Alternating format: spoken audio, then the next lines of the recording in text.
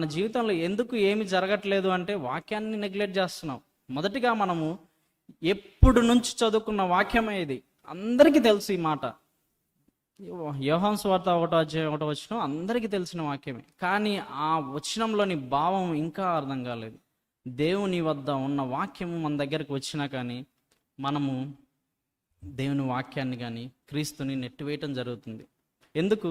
మనం క్రీస్తుకు సాక్షిగా ఉండాలంటే వాక్యాన్ని చదవాలా అంటారా? చదవాల్సిన అవసరం లేదంటారా?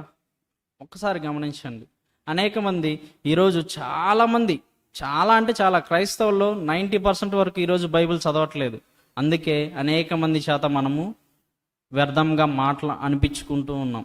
సత్యవాక్యాన్ని మనకు తెలిసినప్పుడు, సరిగా మనం నేర్చుకున్నప్పుడు, సరిగా అనేక మందికి మనం బుద్ధి చెప్పే విధంగా మనం ఉంటాము. మనం చెప్పట్లేదంటే మనం నేర్చుకోవట్లేదనే. ఇలాగా అనేక మంది వాక్యంలోని భావాన్ని అర్థం చేసుకోలేకపోతున్నారు.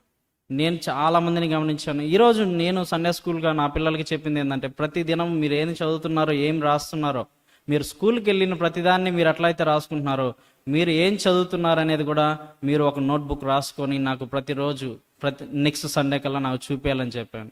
అంటే వాక్యము జీవితానికి అవసరమని, వాక్యానికి జీవితం కంపల్సరీ అవసరం. కానీ ఈరోజు వాక్యం కంటే ఉద్యోగాలు, చదువులు ఇంకా ఏదోదో చేస్తున్నాం.